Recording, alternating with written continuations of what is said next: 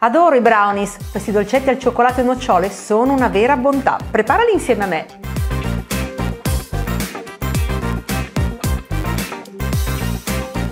E iniziamo proprio dalle nocciole che vado a mettere in una teglia foderata, con carta forno, le spargo piuttosto bene sulla teglia e le inforno una decina di minuti a 175 gradi. E ora mi dedico al cioccolato che devo sciogliere. Ci sono due sistemi, il bagnomaria, molto più scomodo, e il microonde, comodissimo. Io scelgo ovviamente la seconda opportunità, metto in una ciotola il cioccolato tritato, più fine sarà il cioccolato e più si scioglierà velocemente. Scelgo 600 watt di potenza, che è la potenza minima del forno a microonde, perché potrò tenerlo per un minuto. Ovviamente una volta passato il minuto bisogna spegnerlo, riaccenderlo e così andare avanti finché non si scioglierà del tutto.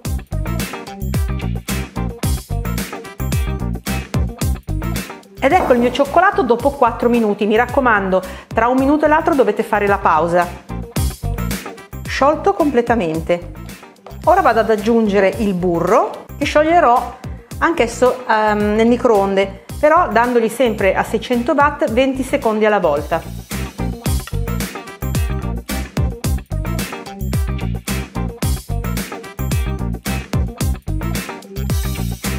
Cioccolato e burro sono sciolti. Ora vado a mettere in una ciotolina le 2 uova, le sguscio, le sbatto, aggiungo lo zucchero semolato. Dopo aver amalgamato lo zucchero con le uova, le vado ad aggiungere nella ciotola insieme al cioccolato e al burro fuso.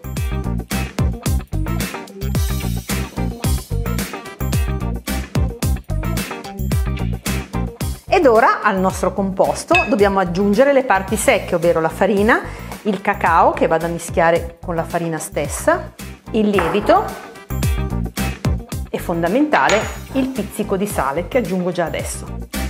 E ora vado a setacciare appunto tutte le parti secche dentro il composto.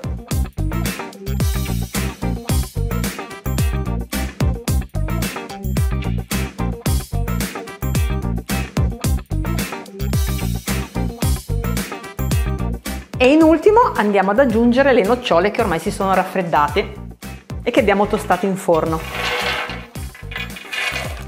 Le mettiamo intere, amalgamiamo e l'impasto è pronto. Veniamo allo stampo. È uno stampo, in questo caso si chiama cerchio anche se è quadrato, è un cerchio perché non ha il fondo, ma se trovi uno stampo appunto da 20 cm di lato quadrato puoi utilizzarlo. Io lo poggio su una teglia, lo spruzzo con dello staccante, puoi anche imburrarlo se preferisci, in questo caso i lati. Lo staccante in questo caso serve più da collante che non da altro, quindi anche col burro lo puoi fare. Il mio stampo quindi abbiamo detto che ha un lato di 20 cm ma un'altezza di 5, quindi io farò un quadrato con la mia carta forno da 25, quindi 20 che è la base più i 5 cm di altezza, un quadrato in questo modo che poi vado a tagliare con le forbici semplicemente così, di qua, dall'altra parte nello stesso modo, così e così.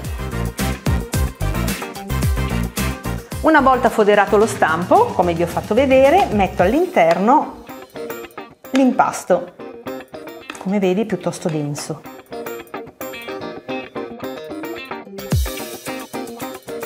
Inforno i brownies in forno statico preriscaldato a 175 gradi per circa 35 minuti.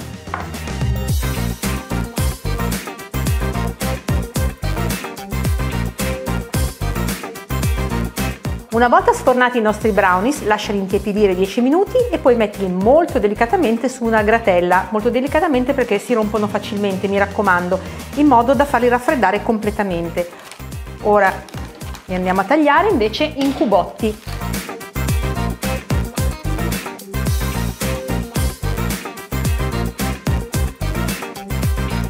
Ed ecco i miei brownies pronti per una dolce e golosa merenda.